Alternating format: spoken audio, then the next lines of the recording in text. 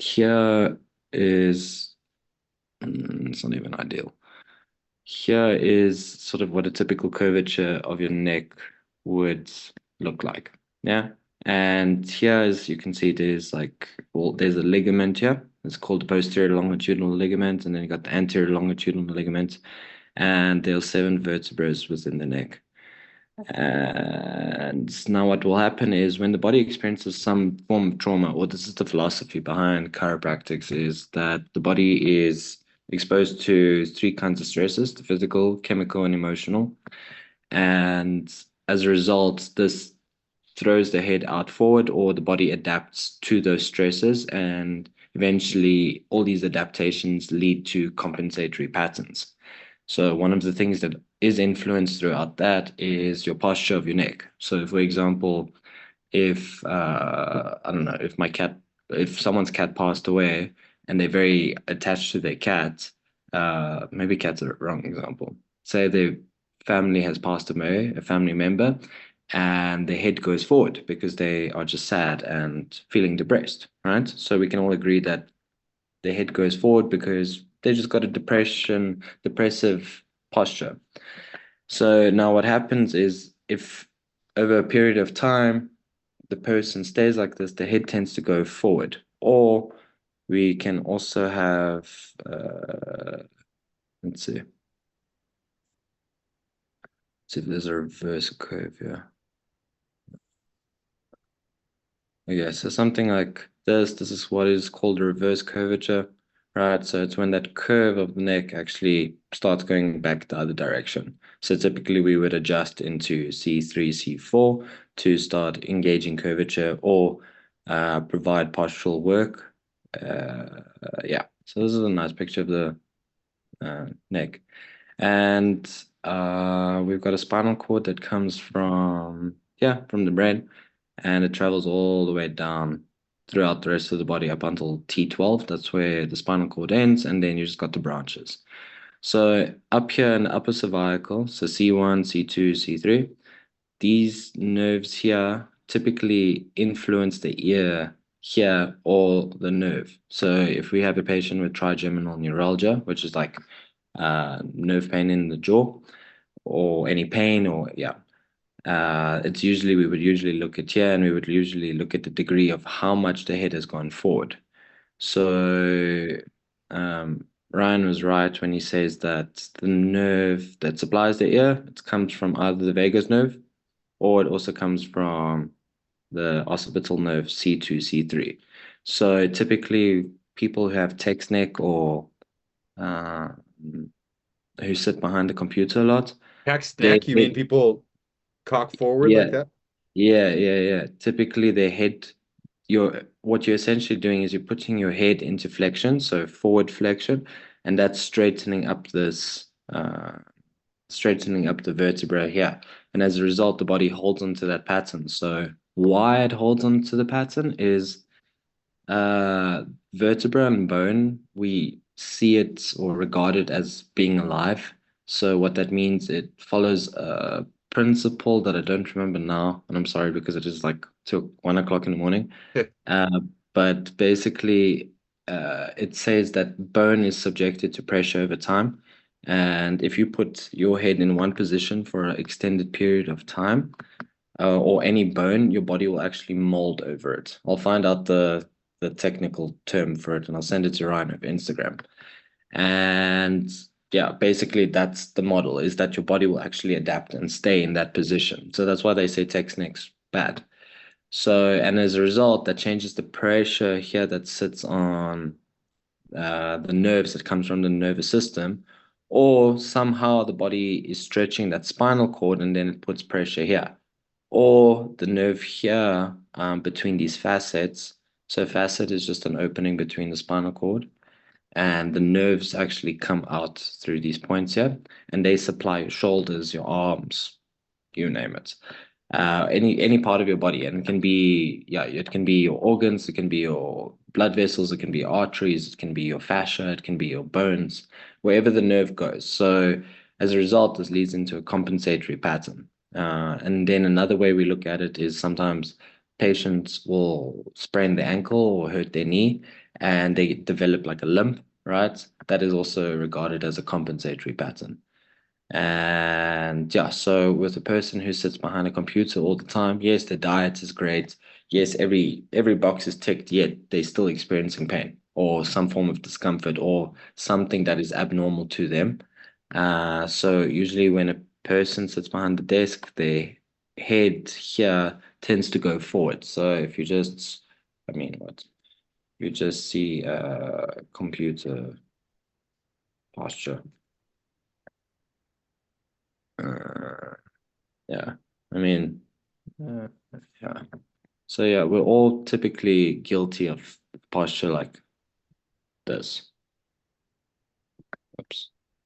So something like that. So the head goes forward. So it forward flex. As a result, the eyes need to stay up above level. So then it starts compressing. It starts compressing. It starts compressing the occipits. I'm just trying to find that picture again. Yeah. So this part will go forward, this part straightens up, and then it starts putting pressure here on C1, C2. So yeah, so that's typically what we look at. And yeah, we've helped patients with like even ADHD or anything like that because we have arteries that come through here. And usually once the flow of the arterial flow stops, it tends to decrease, yeah, it decreases the blood flow into the brain, and that can affect the frontal cortex. And because your brain goes into survival mode, so it will only supply the minerals and nutrients where it's relevant, and then dot dot dot. So yeah, so these are the factors, and this is what we look at. And tinnitus is, yeah, it's usually a very small symptom, and that can take, I don't know, depends how severe the case is. We So have do a you just adjust them and have them come back weekly or something and continue to release that pressure? Is that what you do? So it depends now on the type of chiropractic um, and chiropractic care. Not every chiropractor agrees with this philosophy.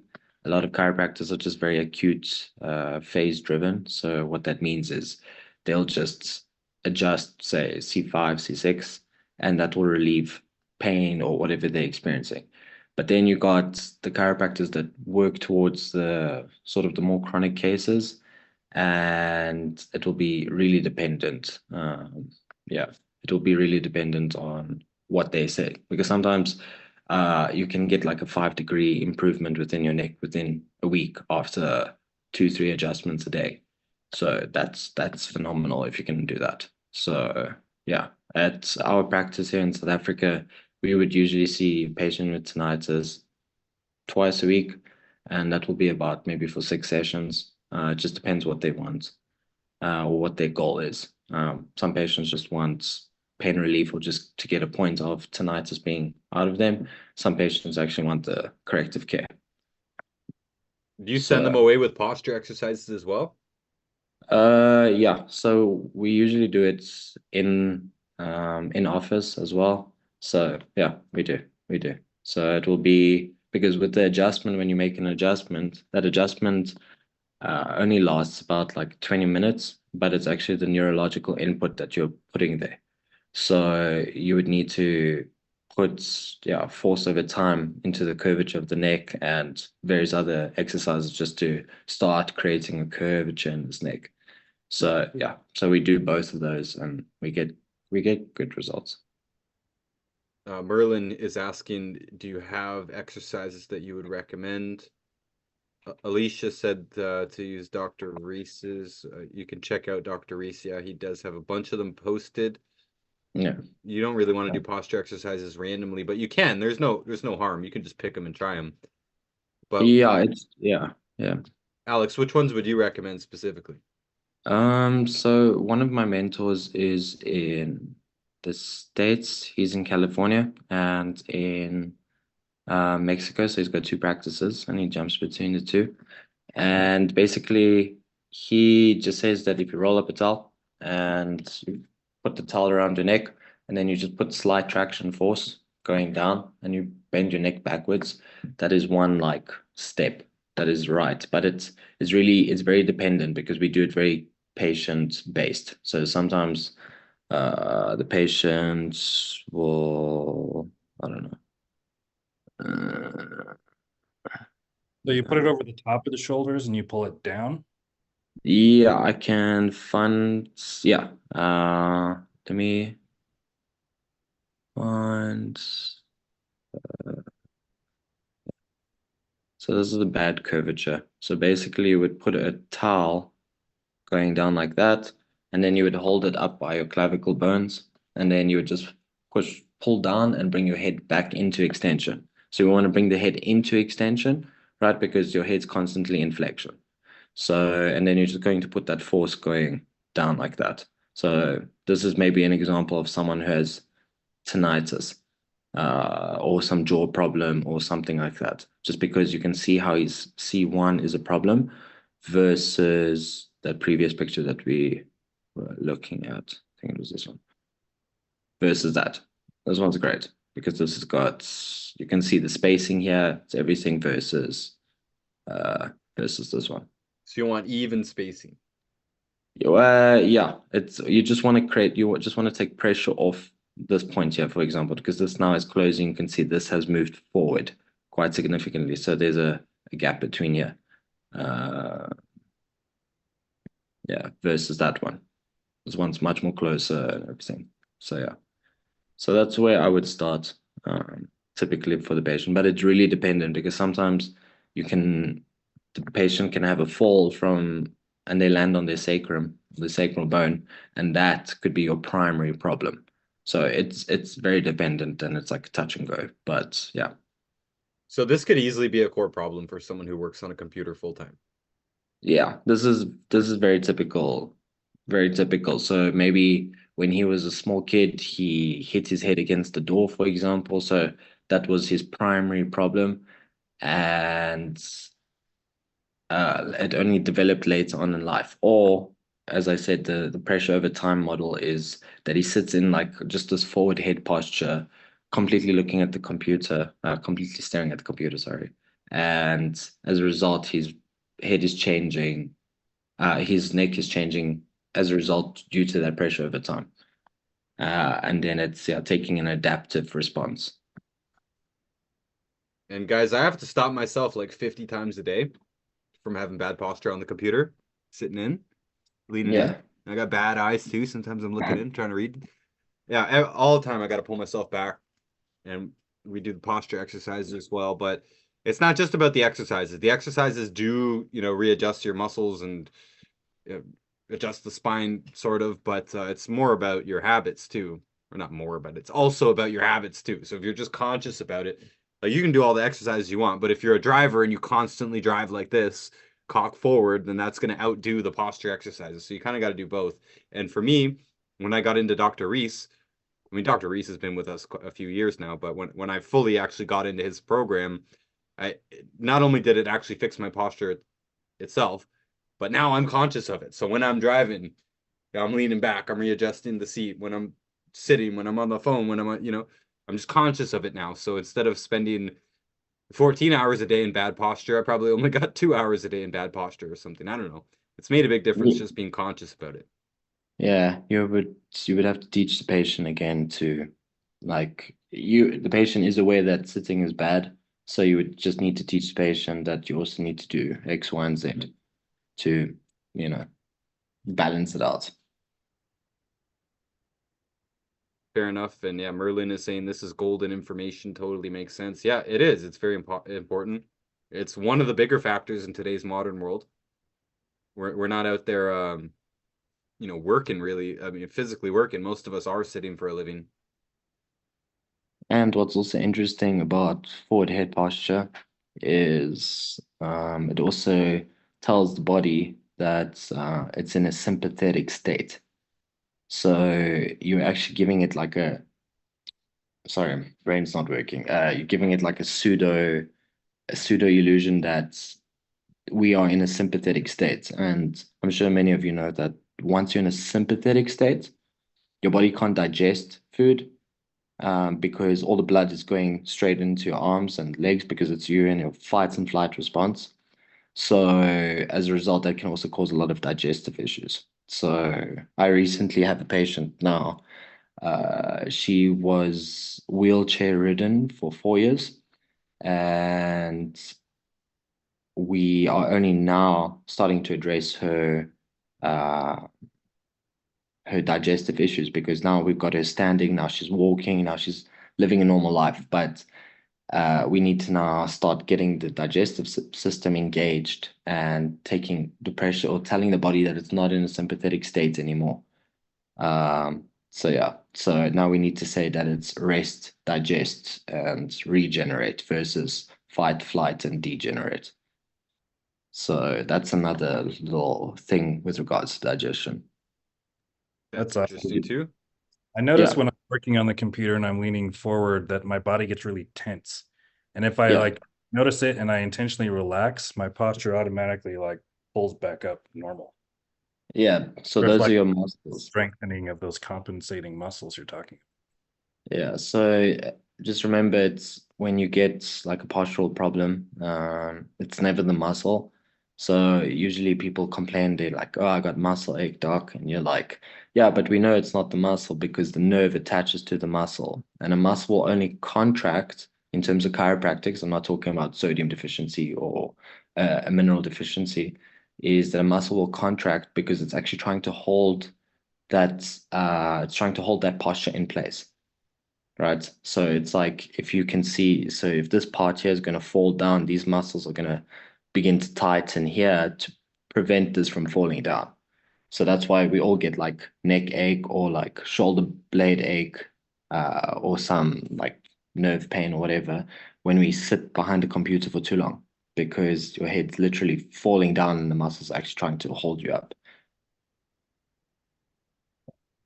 All right. Appreciate you showing us this, Dr. Alex. Yeah, thanks, Alex. Yeah, And anytime. we usually wrap up around this time. So if anybody else has any questions or comments, share them now.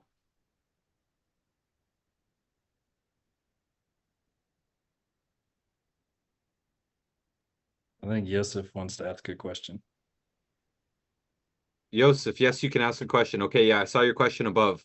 Yosef has a question for you, Alex. Can't you also have a bad posture because you can't breathe? Small mandible and maxilla equals poor airway passage. I don't really understand this question. Posture Uh, problem because you can't breathe, or can't breathe because you have a posture problem? uh, where's the question? Can you also have a bad posture because you can't breathe? So you have a small Uh, mandible and maxilla, poor airway passage. Could that create a posture problem? I'm not seeing how. yes and no. So, I mean, we can all do a test on this. If you sit up straight behind your chair, and then if you bring your head back a little bit, so look towards the ceiling, and you just take a deep breath in, right? So just notice that breath and now come all the way forward right into front of your computer and completely bring your shoulders inwards and bring your head completely flex down and try to take a deep breath in. You'll notice the difference in breath. It's one is more shallower than the other one. It's hard to So do. it's yeah, it's basically because you're not getting that full engagement. So it would really depend on the patient, right? Obviously, there are other factors that like entail in the case, and you would have to do a full history. But this is just an example of how posture can influence the breathing in a person. So, and that was like a 2 minute test just to see where you are and how you are breathing. I was always told to go like this. Like if your buddy punches you in the gut and you get winded, you want to open everything up. 100%. With your arms behind your head and 100%. looking up. Yeah. So that's doing exactly that. That's now telling the thoracic spine that we can open up. And by looking up, you're engaging the curvature in the neck. So, yeah. Cool. All right. I hope that answered the question for you, Yosef. Hey Ryan, I have another question. Do you mind if I ask you real quick? Yeah, absolutely. Um, Yeah, how are you? Good to see you. Yeah, good to see you too. I'm on, I'm on the nutrients, but right now, I'm mega dosing, like the fatty nutrients. Mhm. Right now, I'm having like constipation. I have chronic constipation, but I'm also eating like a lot of cheese and cream. I don't know if that could cause or even exacerbate the constipation. And maybe it's a lactose intolerance or It definitely can, and easily. Easily. It doesn't take very much cheese to cause constipation. It could. Have you been eating cheese a long time, or you just recently started? no. I've been eating cheese my whole life, but recently a lot more because of some recipes I've been making that What does a involve lot a more lot mean? more than before. Like, we talking like half a pound a day? No, no, less than that. Okay. Well, if you cut it down and it gets better, that's a big clue. You're Okay. eating fiber too, obviously, right? Yeah. I'm eating fruits, not so many veggies, but yeah, fruits, yes. Fruit should be sufficient. Cut it down. Cut the cheese down a bit. Okay, and What what kind of else? supplements are you using? He's on the full board. He's on the full board. But is he on the powders or is he on the classic, on the ultimate classic? Because that would help his constipation a lot, I would say. You're on the powders, right, Yos? Yeah, I'm on the powders and on microbiome and nightly essence. He can't get the No, liquids in Argentina, I think it is, right? uh, right now I think I can because I discovered a new person that can bring to Argentina. But which one do you recommend me, like for this specific thing? Well, if on your next order you got Ultimate Classic and said Tatiana is saying, yeah, that should clear you right out.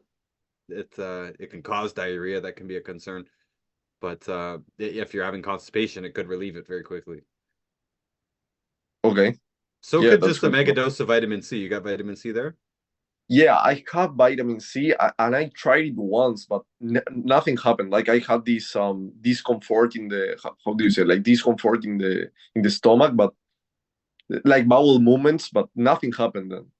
I was like on 40 grams of vitamin C and nothing happened. Okay, yeah, I do remember. Yeah, so we'll circle Mhm. back to the vitamin C. You could add a bit more in right now, but yeah, lower the cheese. Just lower the cheese right now. That should be the main thing. Yeah, And he's not deep into the program, by the way. You're on month 2 or 3 now, right? yeah, I'm on month 2, but like I restarted because I have like this period where I wasn't taking anything. All right, cut down the cheese. That should do it. You shouldn't need to do any other major changes. Yeah, okay, and vitamin C, like the flush, you mean? Like what you told me once in the email. Yeah, well, the flush should really get it out. There's something special about Ultimate Classic. It's not just the vitamin C because there's not that much in it, but yeah, you could do the vitamin C flush again. You could just try popping in an extra 4 grams or so every day.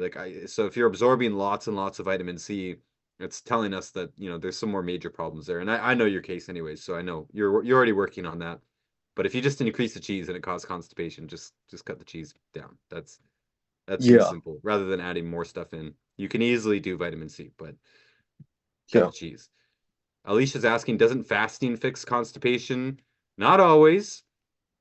Not always. It should, yeah, because your body will keep pushing stuff out, even when you haven't eaten in a few days and you're still having bowel movements. Yeah, it should clear the whole system out. But if you stop your fast and go right back to the way you were eating and supplementing or not supplementing, then it'll come right back.